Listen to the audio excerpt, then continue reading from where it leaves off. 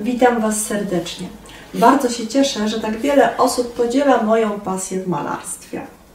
Nie zapominajcie kliknąć subskrybuj oraz dzwoneczek.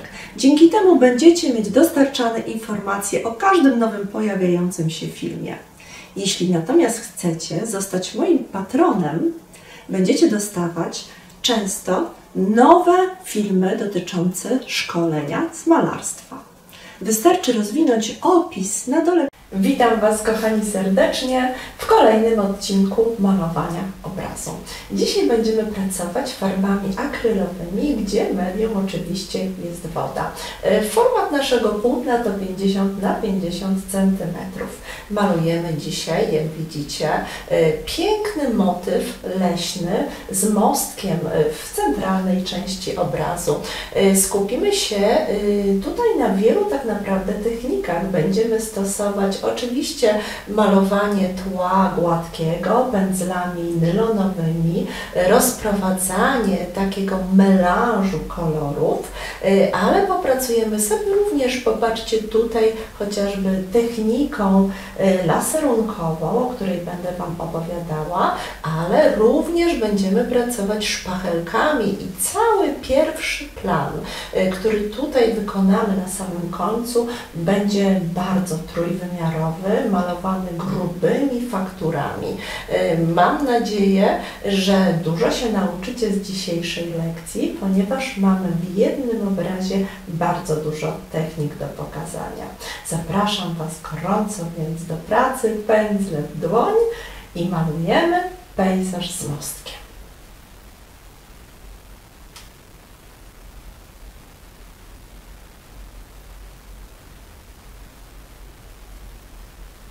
Przystępujemy do malowania.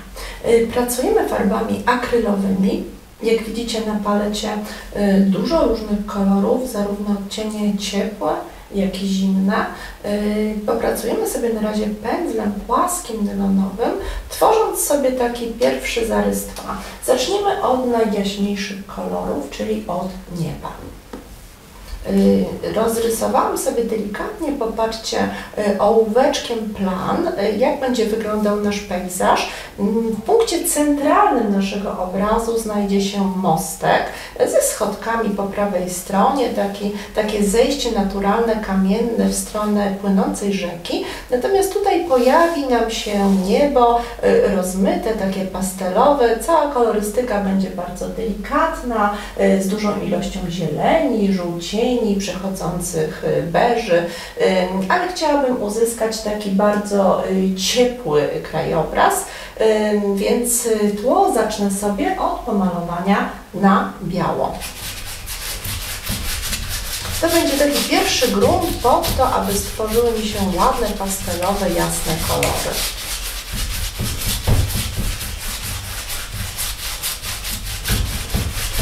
Mniej więcej tak do tego miejsca gruntuję sobie samą bielą, a teraz wprowadzę sobie dodatkowe kolory. Tak jak już mówiłam, chcę, żeby niebo było bardzo takie jasne, ciepłe, więc kolorystyka również oparta na bladych żółcieniach.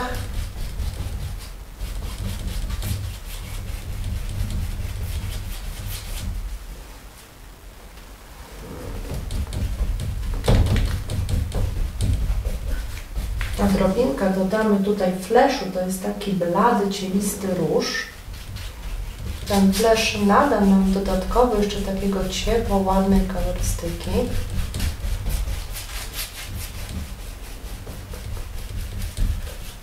I do tego wszystkiego odrobinkę takiego koloru niebieskiego, ale to jest taki, popatrzcie, kolor lekko wchodzący w szarość. On jest taki ładnie przełamany.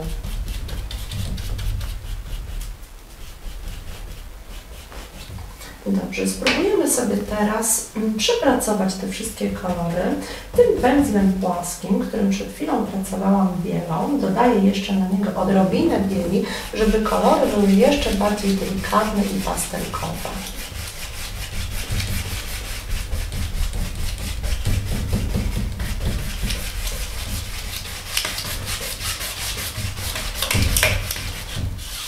w różne strony, to jest bardzo ważne, po to, aby uzyskać bardzo takie naturalne i delikatne przejścia kolorystyczne.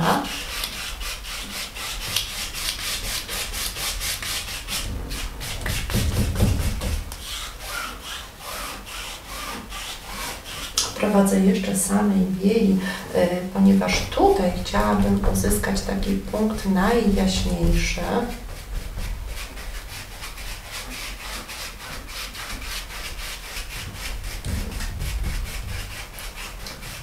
I teraz tak, po obydwu stronach pojawią nam się drzewa. Będą to drzewa dalsze w trzecim planie i te, które będą bliżej nas. W związku z tym potrzebujemy zrobić najpierw to, co jest tak naprawdę najdalej. Więc proponuję zrobić taki pierwszy zarys rozmytego tła w takiej kolorystyce zgniłej zieleni. Do tego dołożymy troszeczkę czerni, ciemnej zieleni. I na chłodniejsze takie przełamanie dodam odrobinę ciemnego turkusu.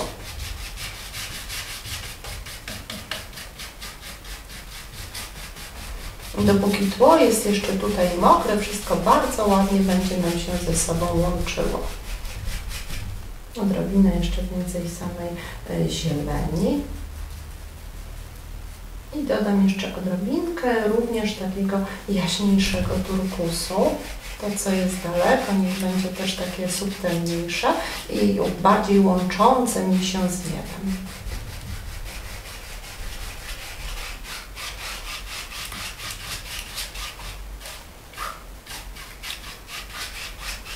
Na razie stosuję same plamy w zasadzie, ponieważ chcę, żeby to, co jest daleko, było naprawdę bardzo subtelne. Teraz na tym etapie weźmiemy gąbkę, to jest taka gąbka po prostu zmywak i tą gąbką spróbujemy delikatnie, poparcie, przetapować to, co się dzieje z tyłu. Dzięki temu stworzy nam się taki bardzo subtelny efekt drzew, które są gdzieś bardzo daleko.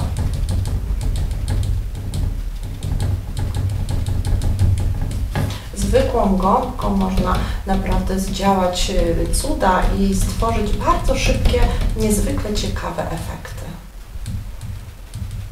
Zależy nam na tym, aby to, co było daleko, było niezwykle subtelne, żeby łączyło się w pewnym momencie niemalże z tym niebem, które jest w oddali. W ten sposób pokazujemy właśnie ten trzeci plan. Pamiętajcie, że jest to perspektywa powietrzna. Czym się charakteryzuje perspektywa powietrzna? Tym, że im jest coś dalej nas, tym jest jak gdyby bardziej za mgłą. Więcej przestrzeni jest między naszym wzrokiem a obiektem, który obserwujemy. W związku z tym, aby na płaskim płótnie pokazać tą przestrzeń, musimy stworzyć trzeci plan bardzo podobny kolorystycznie do nieba. Tak, żeby później nakładając kolejne elementy, które będą zdecydowanie bardziej wyraziste w kolorze i zdecydowanie bardziej kontrastowe, móc właśnie pokazać tą odległość. Więc w zasadzie to jest taki podstawowy tak naprawdę, podstawowa rzecz, którą się tak naprawdę robi podczas malowania niemalże każdego pejzażu. Jeżeli chcemy pokazać odległość i trzeci plan, pamiętajcie, że to, co na końcu ma wręcz rozpływać nam się w kolorystyce nieba i zawsze sugerujemy się właśnie tą kolorystyką.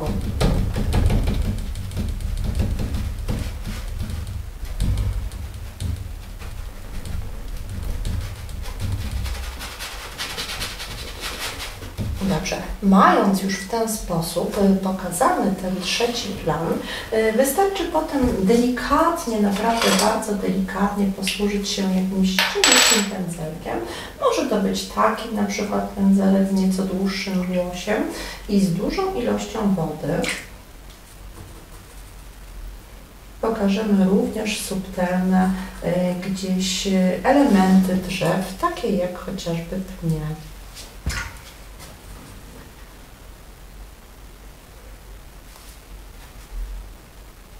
musi być tutaj bardzo dużo, kochani, wody. W innym przypadku te kreseczki będą za grube, a nam zależy na tym, żeby to wszystko było takie rozpływające się, rozmywające gdzieś we mgle.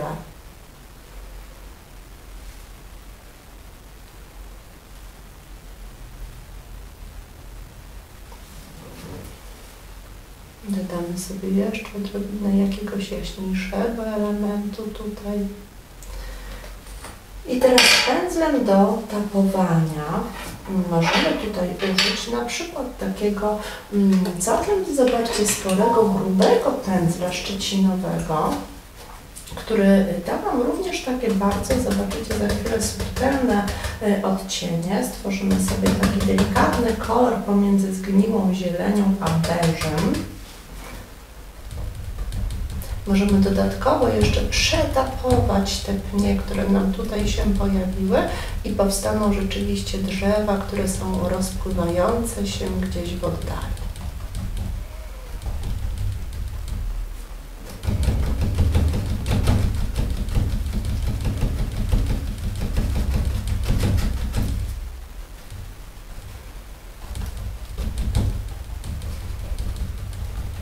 Wbrew pozorom, im grubszy tego typu pędzel, tym daje nam takie delikatniejsze dotknięcia, ponieważ tego włosia jest tutaj dosyć dużo, jak widzicie. I również efekt tego tapowania jest taki bardzo drobniutki.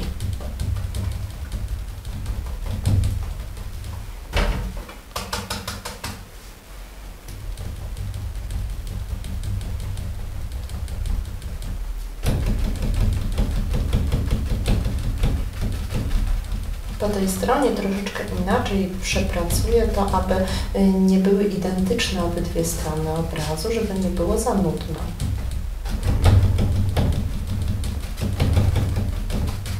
Dobrze, i to będzie stanowiło bardzo ciekawy podkład. Teraz musimy troszeczkę przepracować tutaj różnymi odcieniami. To będzie taki podkład pod to, co będzie się działo bliżej nas. Damy troszeczkę rozjaśnień. Te wszystkie elementy pojawią nam się jakby z tyłu, w tle. No i oczywiście ciemniejszych nieco tych kolorów teraz, bo jedziemy już bliżej naszego wzroku.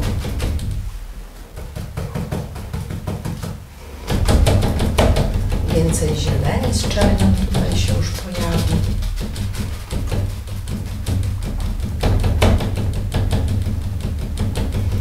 Tutaj te drzewa zdecydowanie już bardziej mogą być wyraziste, bo one są już blisko nas.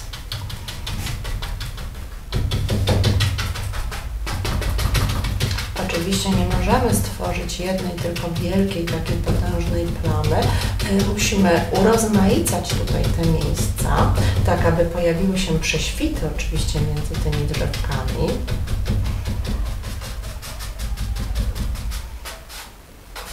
W niektórych miejscach możemy to robić takie lekkie przemazy.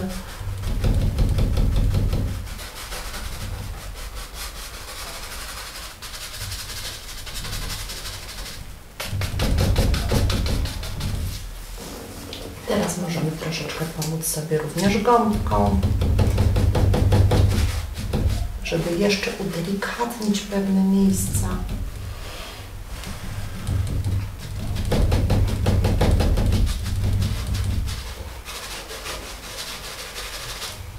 I to samo po drugiej stronie. Też teraz dodamy już więcej głębi.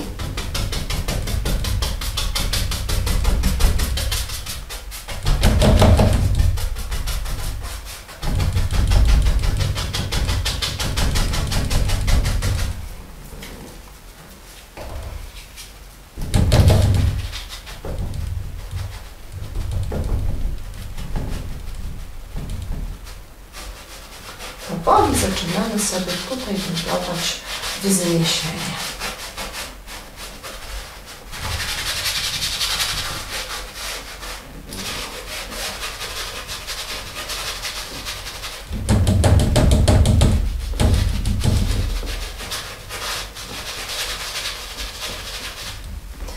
Dobrze, odrobina prześwitów przydałaby się, troszeczkę użyję tego błękitu, który nam się pojawił tutaj gdzieś na niebie.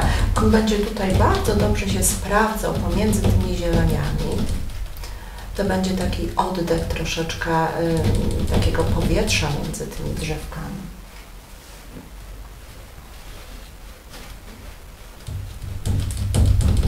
Dobrze jest takie rzeczy robić właśnie jeszcze na tym etapie, dopóki nie ma jeszcze zbudowanych gałęzi, pni, wtedy to później wygląda znacznie naturalniej.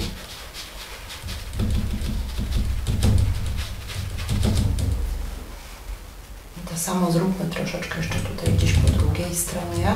Damy nieco więcej tego światła, tej przestrzeni. Ona nam się tutaj przyda, bo za chwilę będziemy budować te kolejne elementy.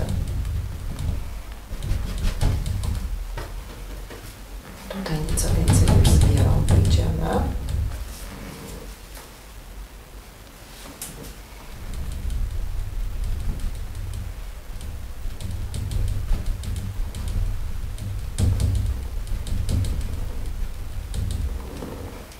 Dobrze, teraz spróbujemy zbudować sobie troszeczkę szczegółów, czyli na przykład pni drzew. Użyjmy do tego na przykład pędzla, poparcie takiego nylonowego, niewielkiego formatu. Moczę go w wodzie i łączę sobie czerń z brązem. I spróbujemy sobie zbudować tutaj troszeczkę pni. Pracuję bokiem na początku, potrzebuję tutaj nieco większych pni.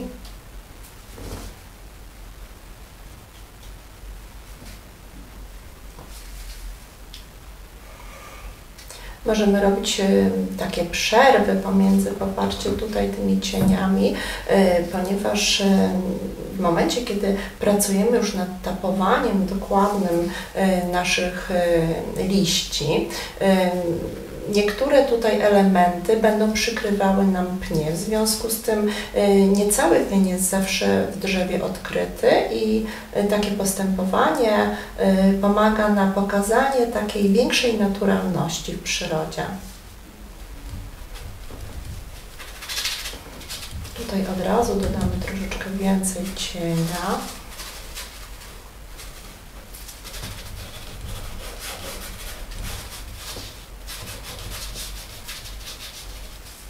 Dobrze, i teraz mniejszym pędzelkiem nieco porozświetlamy. Odrobina takiego przełamanego koloru beżowego. Myślę, że będzie tutaj pasowało. Wprowadzimy sobie troszeczkę światła. Światło pada tutaj, od tej strony, więc tak naprawdę po prawej stronie. Wszystkie te elementy gdzieś od środka muszą być rozjaśnione, a odwrotnie będzie po lewej stronie. Sugerujemy się zawsze gdzieś źródłem światła. Pamiętajcie, że dopóki farba jest mokra, możemy tak naprawdę jeszcze tutaj wszystko z nią zrobić. Czyli możemy sobie coś podetrzeć, jeżeli uważamy, że jakieś miejsce jest zbyt agresywnie namalowane.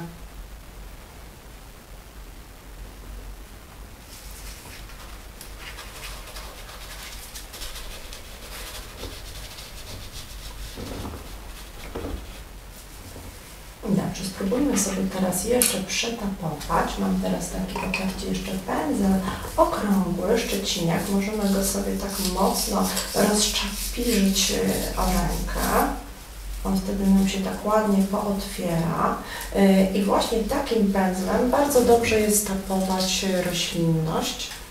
Możemy ładnie manewrować nim we wszystkich kierunkach tak naprawdę. Jeszcze troszeczkę ciemnych elementów.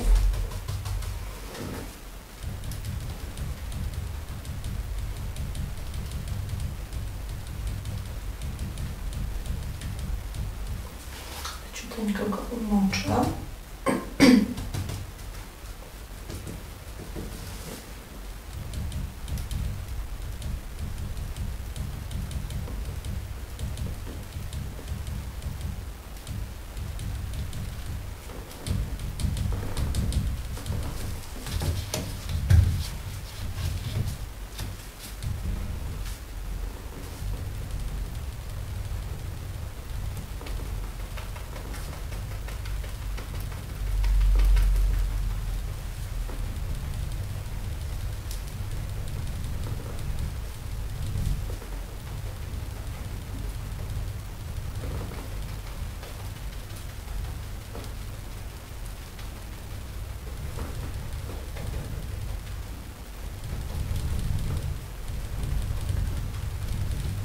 Dobrze, i teraz sobie nieco porozświetlamy.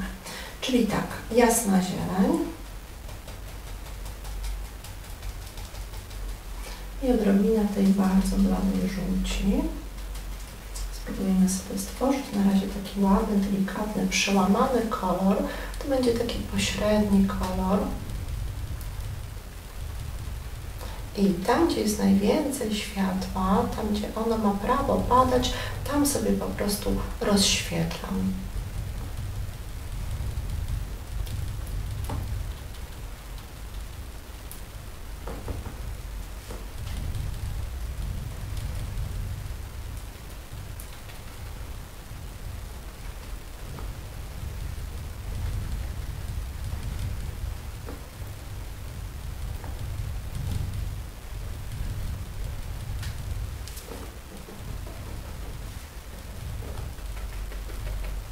Tutaj już coraz mniej oczywiście tego światła będzie, bo wchodzimy w taką strefę tutaj większego zdecydowanie cienia w prawą stronę, czyli najjaśniej od środka, czyli jeszcze trochę dodam tej jasnej żółci z zielenią. I pokażemy tutaj absolutnie już najwięcej światełek.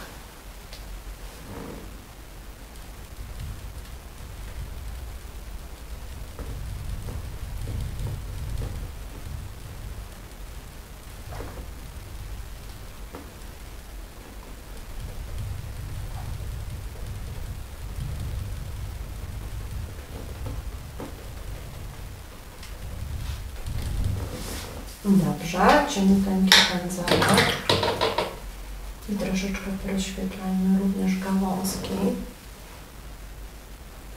Niech one gdzieś będą widoczne pomiędzy tymi potężnymi kępami liści.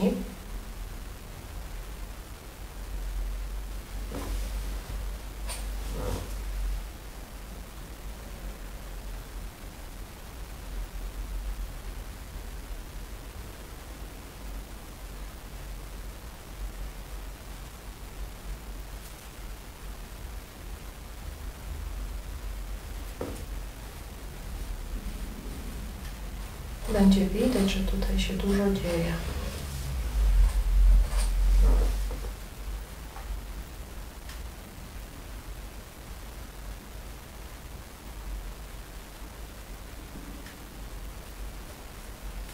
Najlepsze po tej stronie będzie zdecydowanie jaśniej.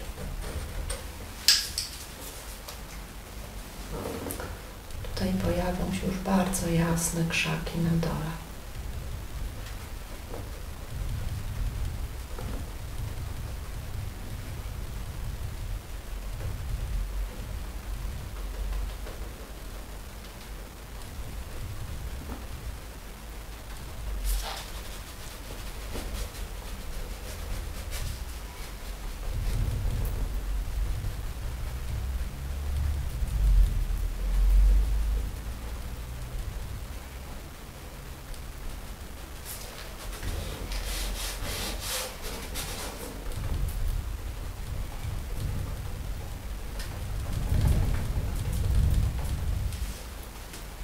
Po tej stronie nieco więcej żółci.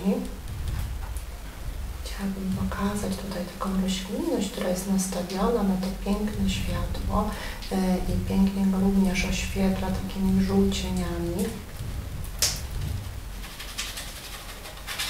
Troszeczkę dodam takiej plamy z tyłu rozmytej.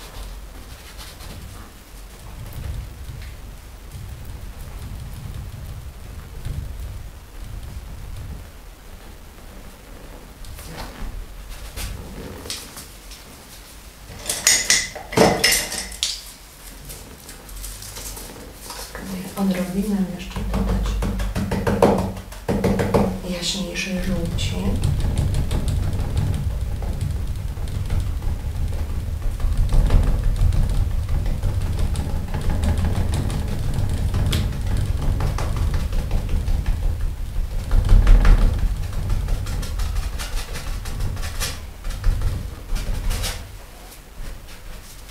Tutaj po tej stronie również, ponieważ tutaj też jest miejsce takie mocno nastawione zielone światło.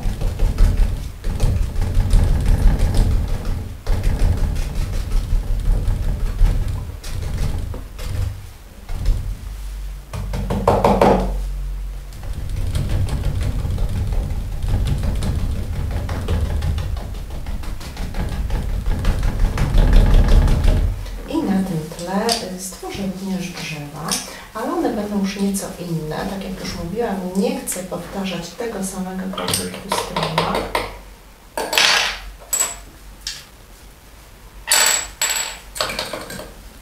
Mam tutaj taki pędzel z takim bardzo długim głosiem. Zrobię sobie taką konsystencję tuszu. Takim pędzlem spróbuję namalować cieniuteńkie drzewka.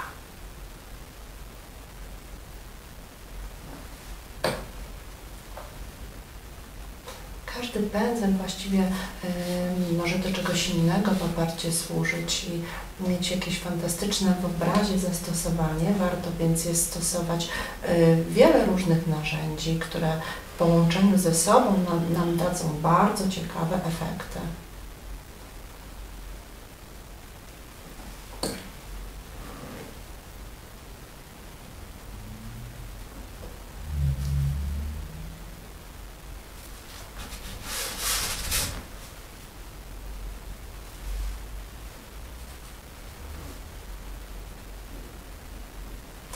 On jest o tyle ciekawy, ten pędzel, że w zależności od tego, w jaki sposób będziemy go tak naprawdę przyduszać, on będzie nam dawał różnej grubości tak naprawdę kreseczki. Możemy uzyskiwać takie kreski jak igiełka, a po mocniejszym przyłożeniu niektóre miejsca będą się zagęszczały.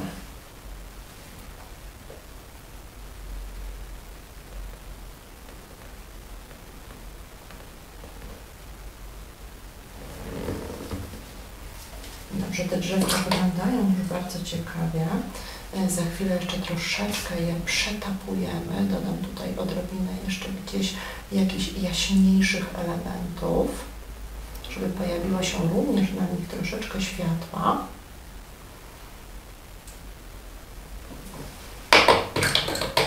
Taki pędzel nie może być włożony do wody i zbyt długo leżeć, ponieważ to włosie musi być cały czas takie prościutkie, więc chronimy akurat te pędzle.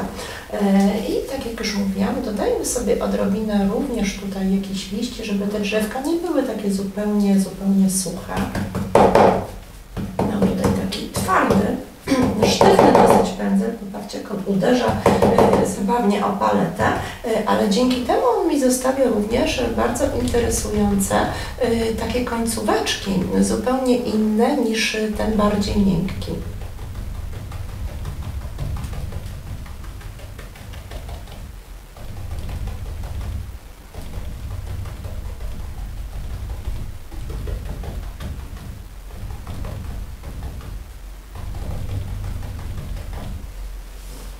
I jeszcze troszeczkę dla urozmaicenia dodajmy ochry do tego.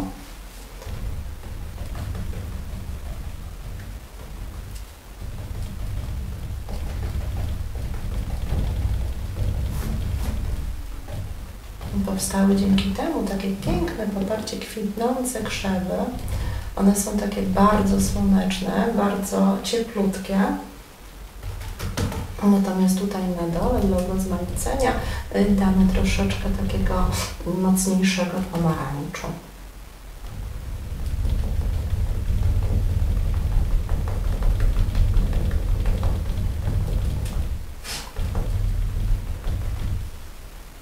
Odrobinkę jeszcze cytrynowej żółci.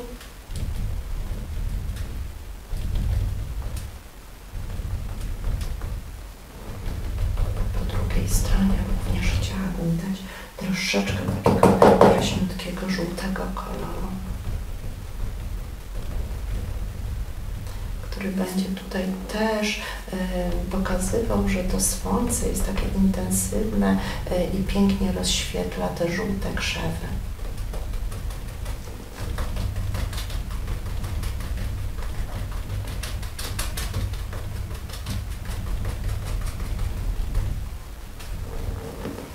Dobrze, zjedziemy sobie teraz nieco niżej. Zróbmy podkłady pod to, co będzie się działo dalej, ale najpierw wyznaczę sobie tak naprawdę kształt tego mostku, żeby nie zdążył mi gdzieś zaniknąć po drodze.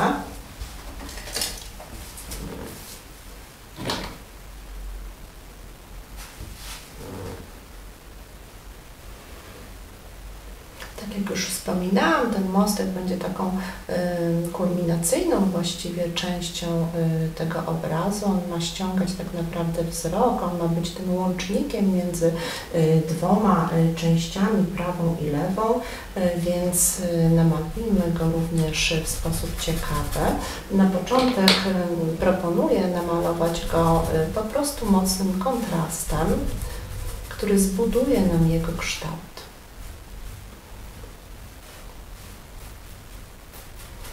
Chciałabym, żeby tutaj pojawił się taki ładny prześwit, tak aby widać było, że stąd właśnie płynie rzeka.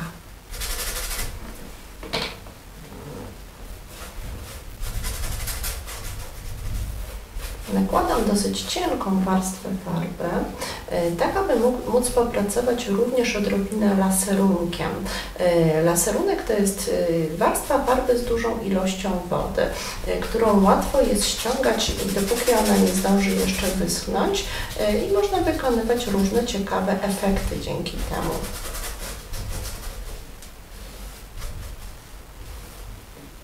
To miejsce będzie jeszcze ciemniejsze, ponieważ znajdzie się tutaj jak gdyby ten kawałek pod spodem mostu. Czyli musimy również perspektywicznie w odpowiedni sposób go namalować.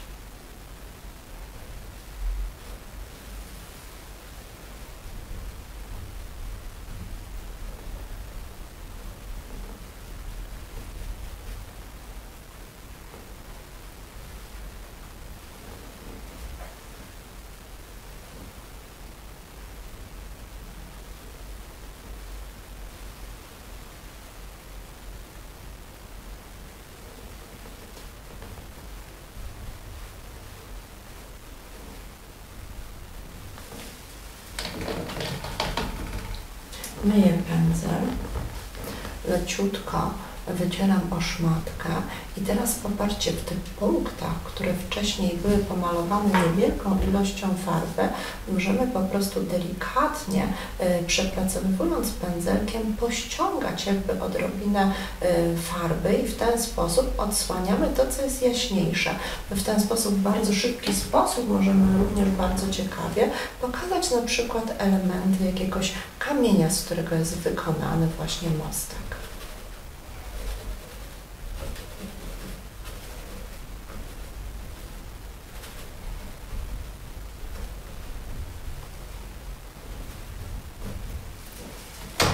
Właśnie ta cienka warstwa farby z dużą ilością wody pozwala nam na dodatkowe jeszcze manewrowanie, zanim ta farba nie zdąży zaschnąć.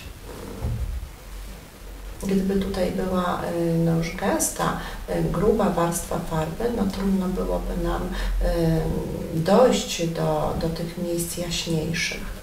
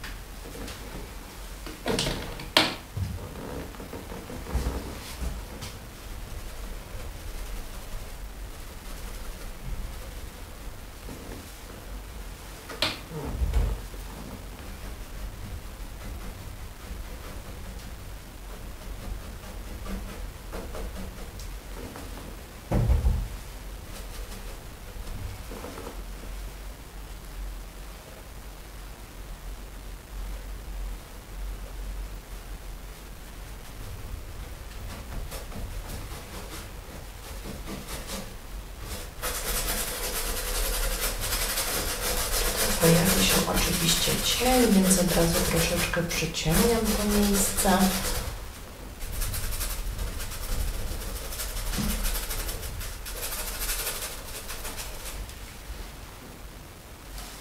No i tutaj nieco wyżej będzie takie zejście.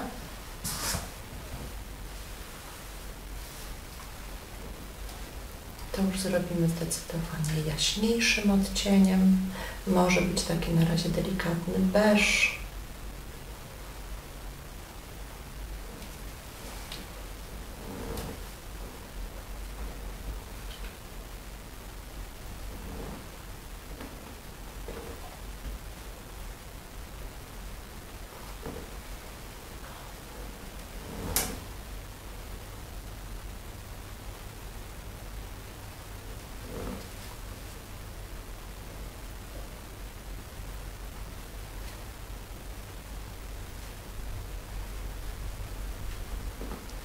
I zejście takimi schodami tutaj będzie, od razu też zasugerujemy sobie te schodki.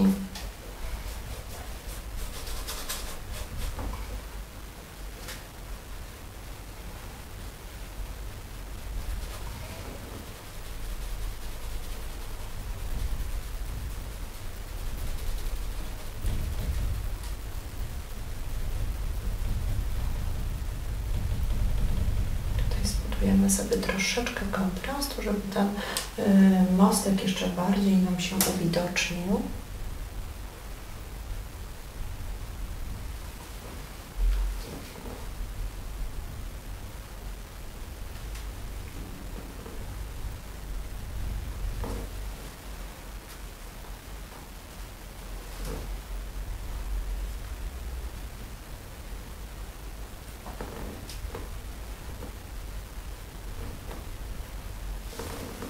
Przytapujemy delikatnie.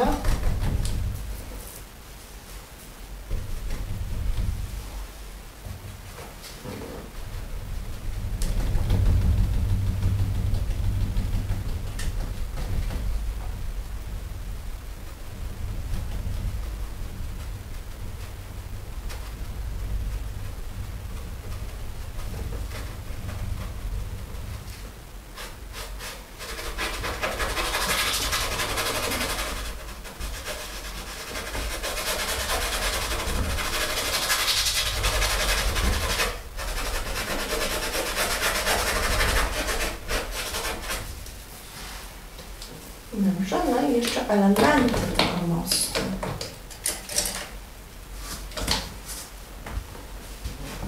Oczywiście muszą się tutaj pojawić takie fragmenty barierek.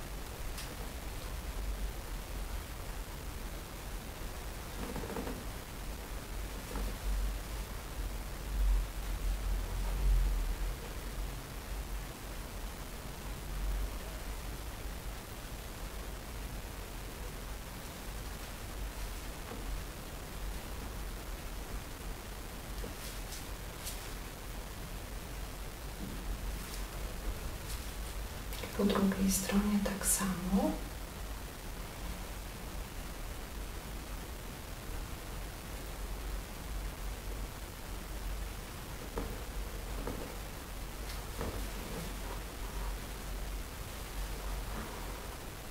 Jeszcze troszeczkę rozświetlimy.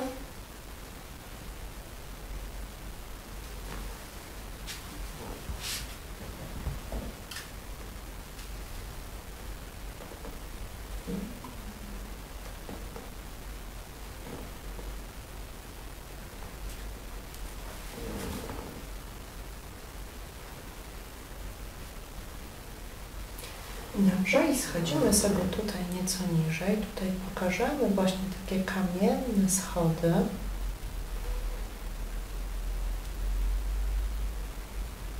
Nieco nieregularne.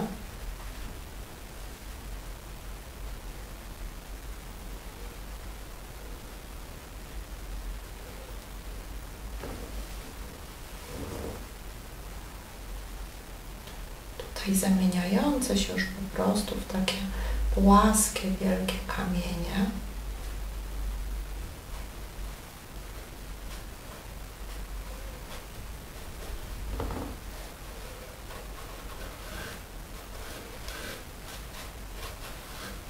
I schodzące prosto do rzeki.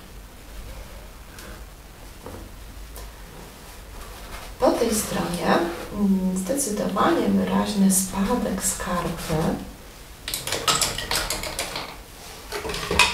Możemy sobie przepracować to troszeczkę różnymi tutaj odcieniami kolorów.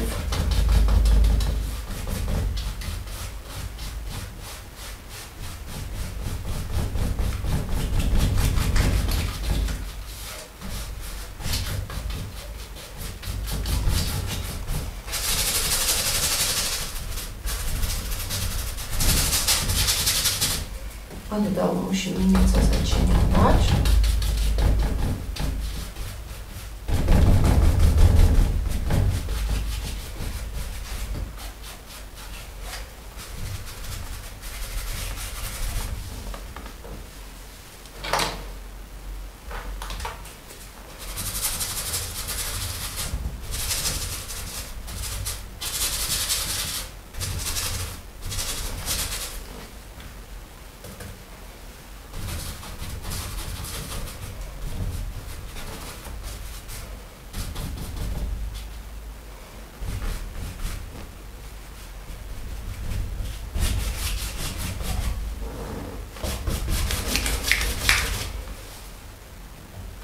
Po prawej stronie zrobię najpierw ciemniejsze podkłady, ponieważ tu jest spora taka strefa cienia, z którego gdzieś będą pojawiały nam się rozświetlane gdzieniegdzie roślinki. Tutaj mamy to zejście takie do wody.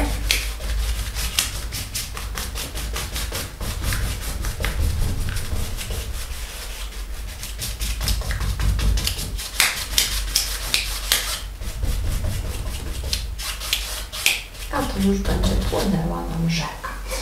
I teraz tak, rzekę najpierw potraktuję na jasno.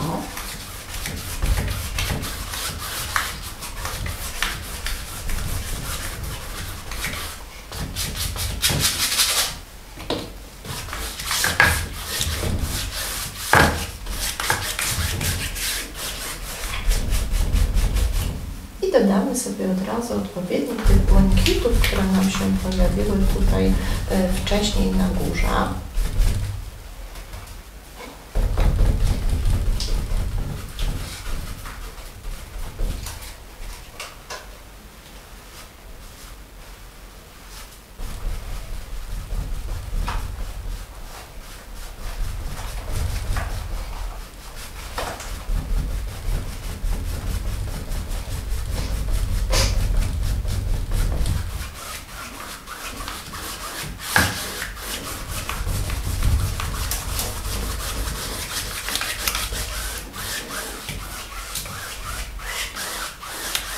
Teraz troszeczkę cieni, czyli czarny, ciemnozielony, brąz może nam się tutaj pojawić, również ta zgniła zieleń, bo przecież wszystko ma swoje odbicia i most ma oczywiście odbicia i skarpa.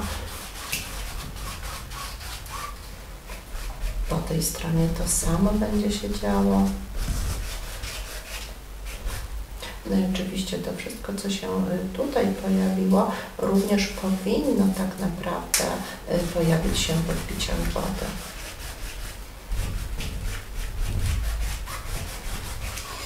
Nie wszędzie tak samo mocno intensywnie, bo cienie też mają swoje różne odcienie jasnego, ciemnego.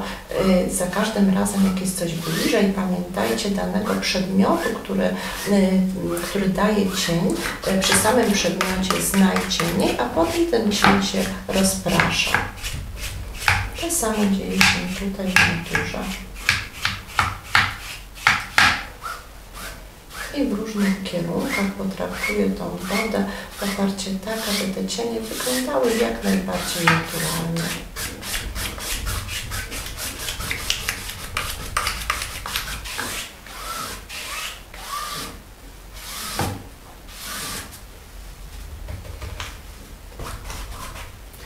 tutaj, gdzie jest najwięcej światła, damy oczywiście również i na wodzie go więcej.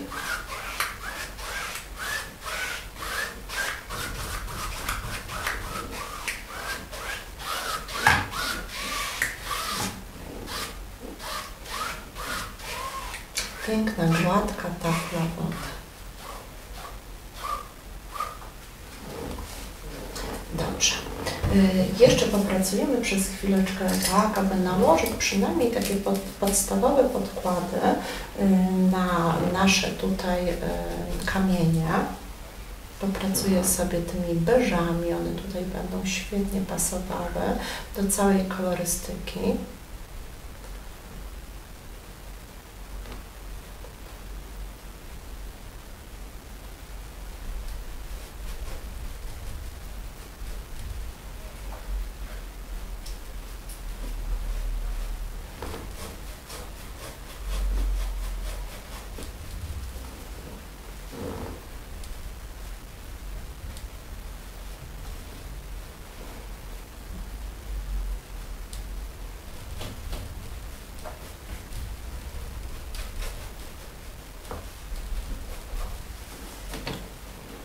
Nieco ciemniej pojawi nam się tutaj, w głębi, pod spodem.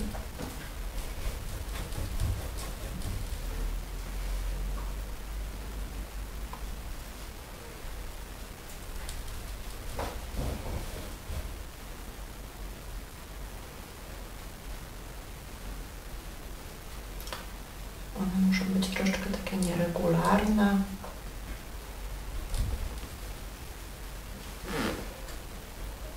Więc też sporo cienia tu pod kamieniami. Od razu wykorzystajmy to, dopóki woda jest jeszcze nie wyschnięta, jest mokra.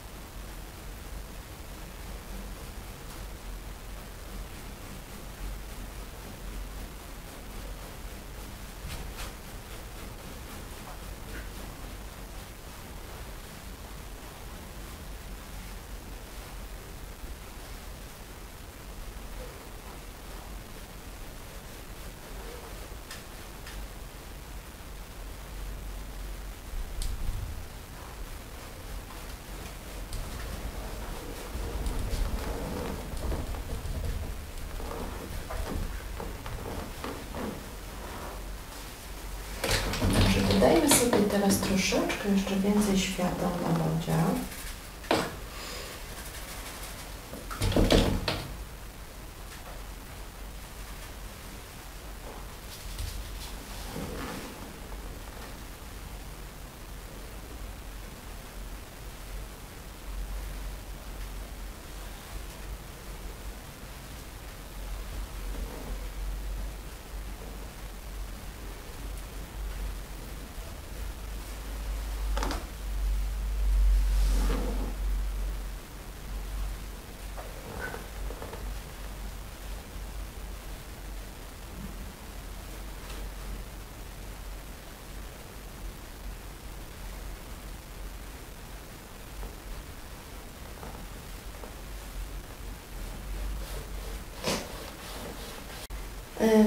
Popracujemy sobie teraz szpachelką. Mam taką niewielką w dłoni szpachelkę i będziemy narzucać troszeczkę teraz ciekawszych faktur.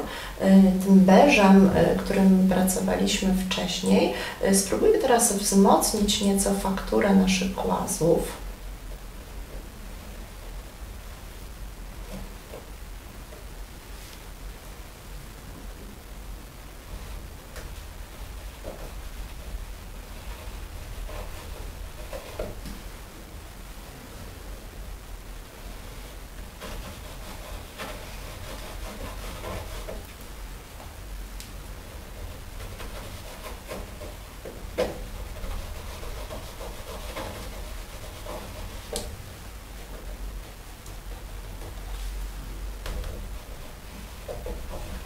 delikatnie zmieniając oczywiście odcień, tak żeby nie był to ten sam cały czas.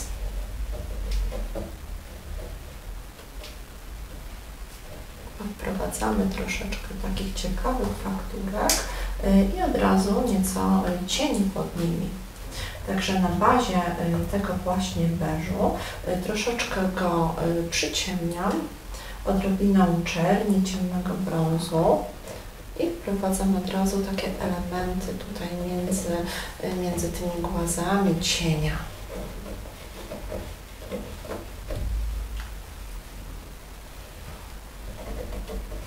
Chcę nadać im takiego naturalnego wyglądu, takiej troszeczkę kropowatości, gdzieś jakieś wyrw, które się pojawiają w głazach w sposób naturalny.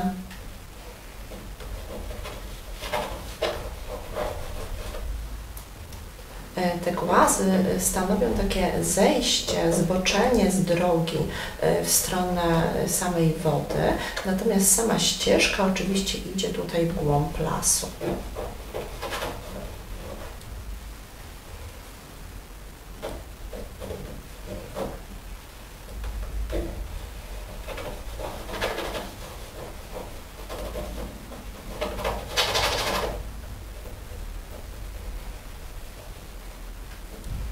One będą posiadały również tutaj trochę cienia.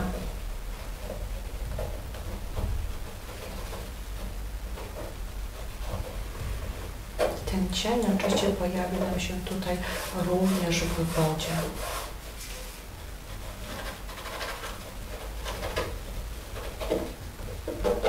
Potem dodamy sobie jeszcze oczywiście roślinności odpowiedniej. Niech ona tutaj oplata niemalże ten nasz most, te głazy dookoła. Jesteśmy w lesie, więc mnóstwo oczywiście zieleni pięknej, naturalnej.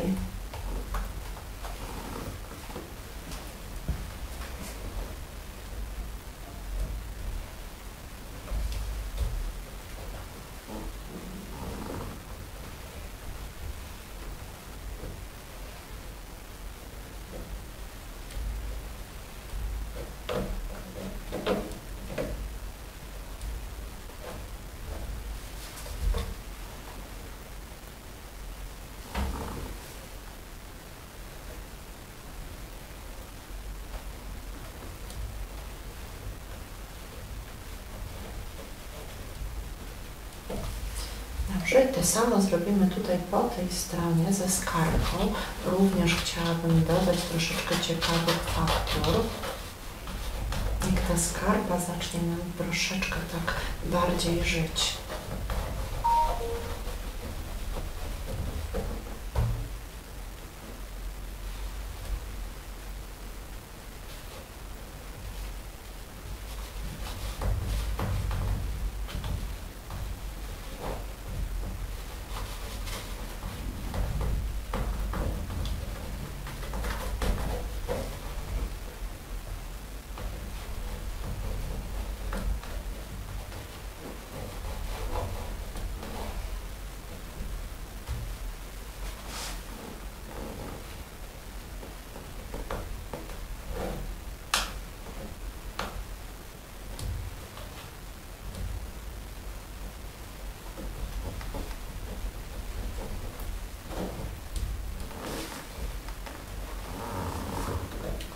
Tutaj również chciałabym, żeby pojawiły się jakieś kamienie jeszcze w wodzie.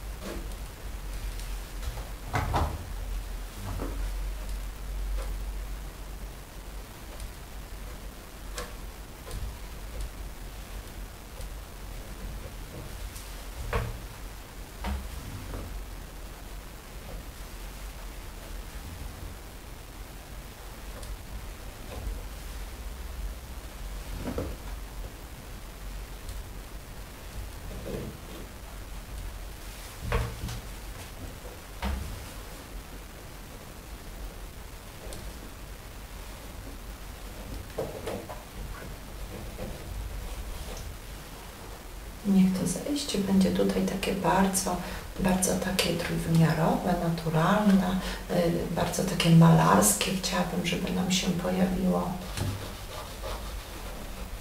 Czyli im bliżej tak naprawdę nas, tym więcej poparcie takiego trójwymiaru również pojawia się tutaj. Sama woda również powinna być jeszcze rozświetlana. Popatrzcie, to jest przepiękne światło, które schodzi i teraz my to światło możemy tutaj również bardzo ładnie wykorzystać. Sprowadzimy sobie takie jasne elementy i wprowadzamy sobie jeszcze to światełko właśnie szpachelką w sposób taki fantastyczny, szybki, efektowny w wodę. Umawiajmy szpachelkę, w ten sposób będzie nam jeszcze lepiej pracowała. Kant szpachelki również doskonale pokazuje nam takie światło właśnie idące przez całą tą taflę wody, zakrywającą niektóre cienie, wchodzącą na nie.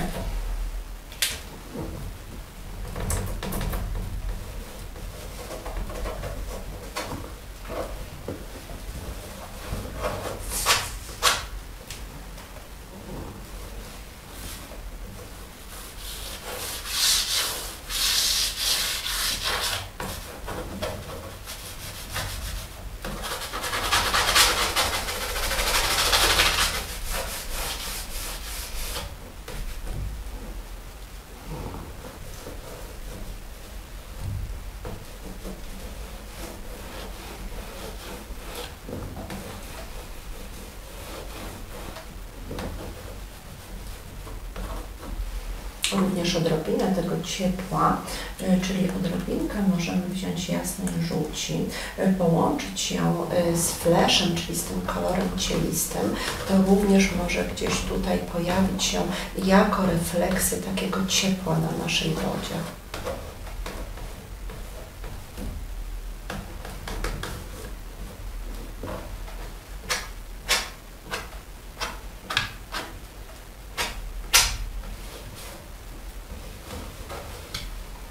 I odrobinę więcej cienia. Sama skarpa tutaj tymi brązami pięknymi będzie nam puszczała tutaj sporo takiego głębokiego cienia na wodę.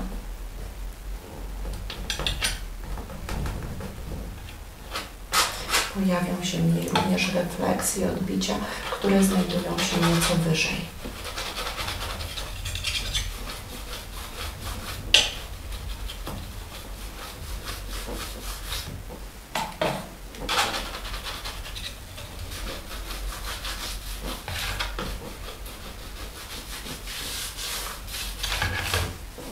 Teraz możemy sobie pomóc odrobinę pędzlem, leciutko nawilżonym w wodzie i delikatnie te niektóre miejsca jeszcze przepracować dodatkowo pędzlem, wygładzając tutaj, gdzie nie tą taflę.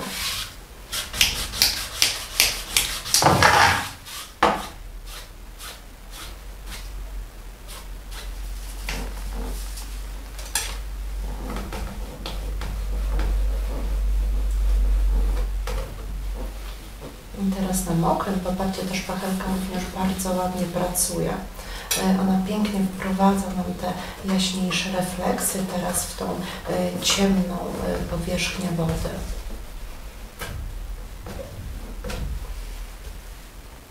To samo było tutaj z mostkiem, też pojawiły się cienie.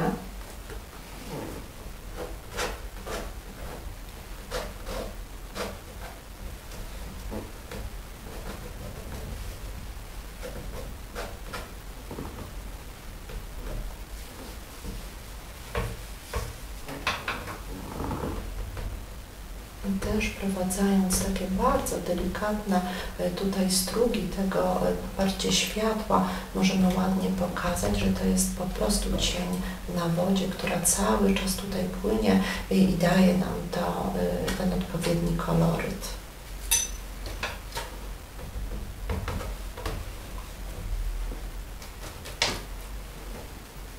Musimy tylko pamiętać, że szpachelka była po prostu czysta, więc często ją przecieramy.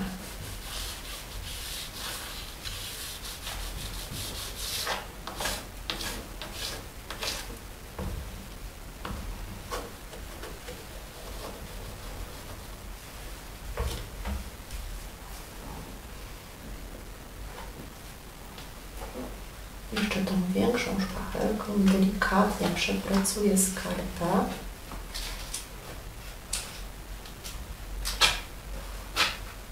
I pociągnę nieco więcej koloru tego samego odbicia.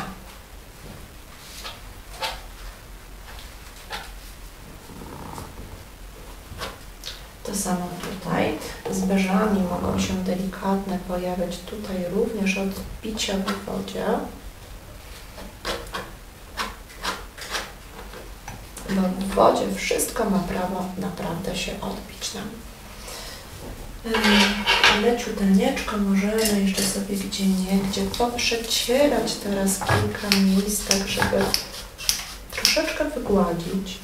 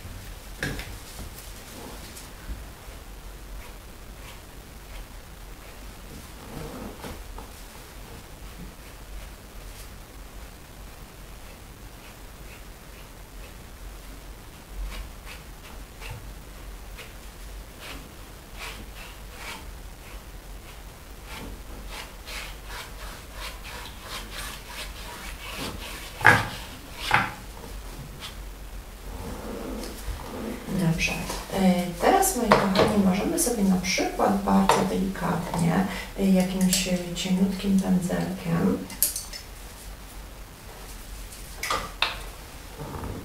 jeszcze przepracować kilka tutaj takich efektów, pokazując gdzieś na przykład odrobinę kształtu czy cienia z taką konsystencją dosłownie tuszu.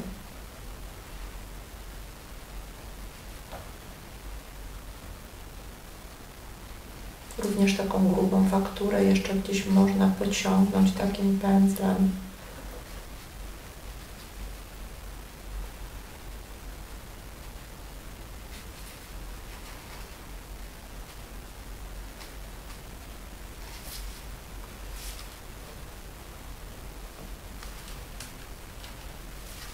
Tutaj powinny się właśnie pojawić jeszcze troszeczkę te właśnie odbicia, gdzieś refleksy. I teraz postaramy się dodać jeszcze więcej roślinności. I ta roślinność chciałabym, żeby pojawiła się zarówno tutaj, niech ona nam rośnie pięknie, dookoła również mostku, czyli kolorystyka takiej ciepłej zieleni.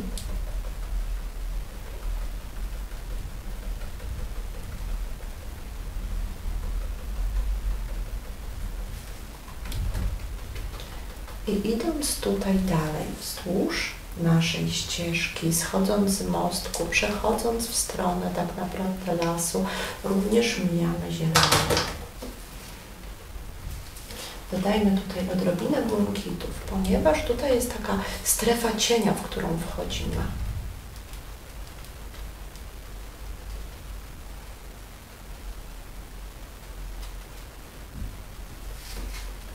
I teraz ta zieleń po drugiej stronie naszej ścieżki, która wyraźnie idzie tutaj w głąb lasu,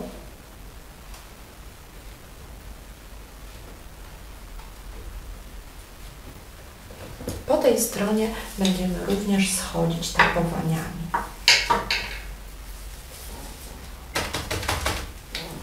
Najpierw ciemnymi, tak aby uzyskać głębię. Ta zieleń obrasta nam te nasze głazy, które schodzą bezpośrednio w stronę rzeki płynącej.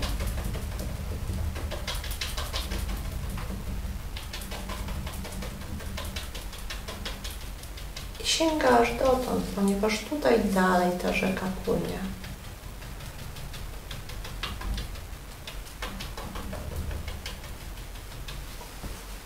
Dobrze, i tym większym, szerszym pędzlem teraz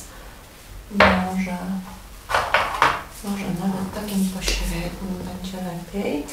Stworzymy sobie ciąg dalszy tych krzaków, które będą oczywiście jaśniejsze, bo nastawione po tej stronie na światło.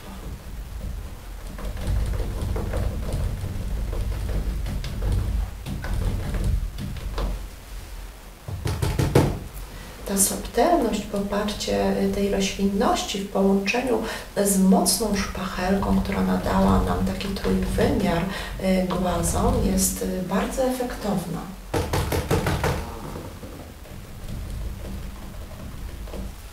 Dodajmy nieco więcej żółci.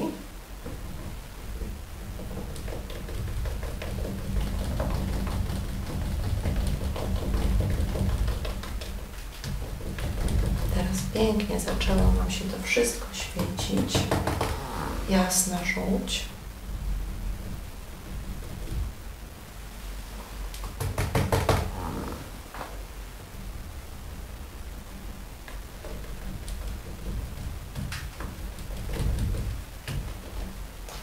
I mamy już piękny tutaj pierwszy plan. Możemy gdzieniegdzie powyciągać szpachelką, nawet gałązeczki. Poparcie z tej roślinności, pokazać, że tutaj po prostu coś się jeszcze dzieje, że rosną jakieś krzaki. Oczywiście w taki bardzo subtelny sposób. To jest pierwszy plan, więc mamy prawo tutaj do wszelkich szczegółów.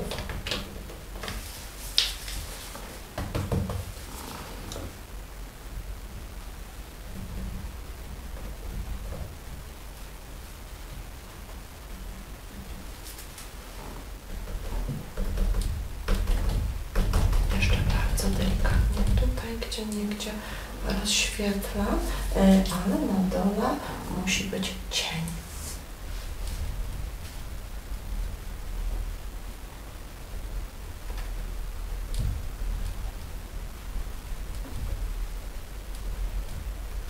Więc sporo takiego cienia.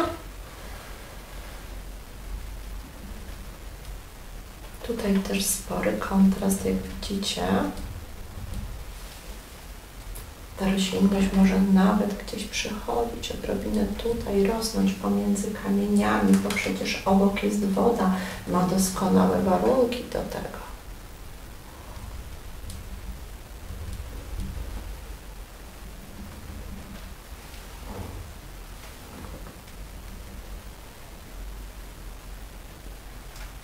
I oczywiście ma prawo również odbijać się we wodzie.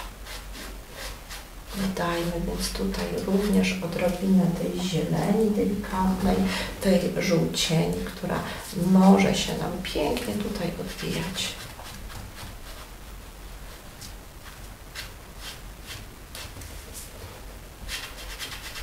Musimy zawsze zwracać uwagę na to, że woda jest przecież taflem lustra, które odbija wszystko. Dobrze, jeszcze cieniuteńki pędzelek.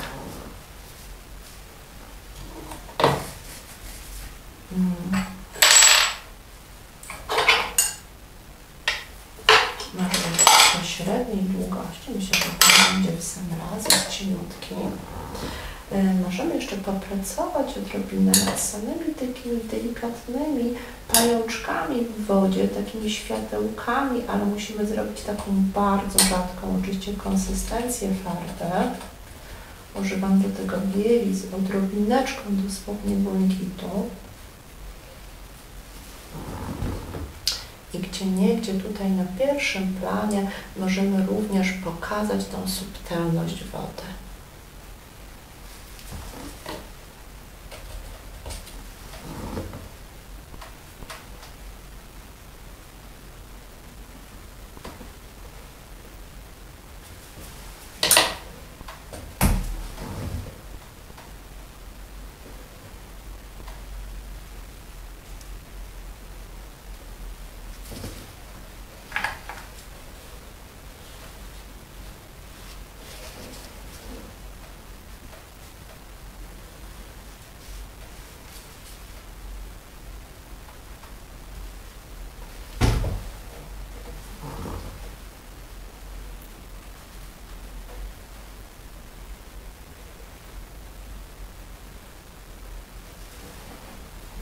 Możemy zasugerować również jeszcze rozjaśnienie same naszych głazów, rozświetlenia teraz, poparcie nawet na takich grubych fakturach, ciągnąc delikatne takie białe kreseczki farbą, pokazujemy, jak pięknie tutaj dodatkowo manewruje nam jeszcze światło.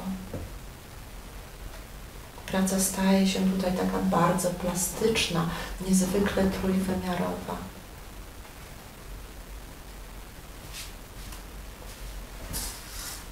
Gdzieniegdzie delikatne odbicia błękitu, które mają prawo pojawić się na przykład gdzieś w cieniu. One fantastycznie tutaj w oparcie będą wyglądały bardzo naturalnie.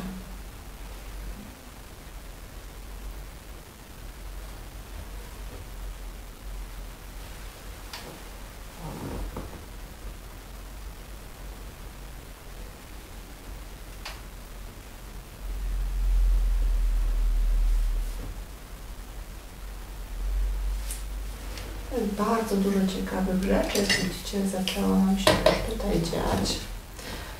Woda zaczęła nam pięknie połyskiwać światłem, różnymi odcieniami. Pojawiła się roślinność. Możemy ewentualnie jeszcze odrobinę przepracować tutaj te rośliny, które pojawiają się tam wzdłuż lasu.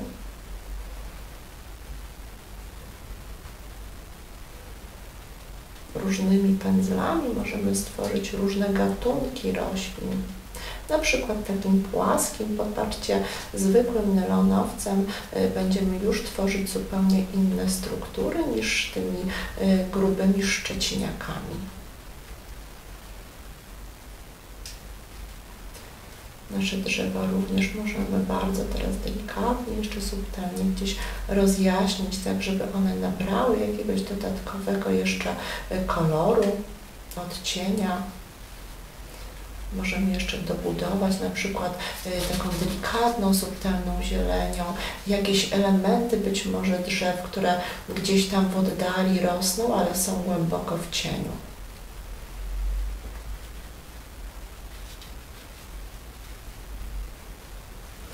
Również tutaj bardzo subtelnie możemy jeszcze dotknąć te może zbyt nieco agresywne czernie, tak aby pokazać również tutaj troszeczkę padającego na nie światła.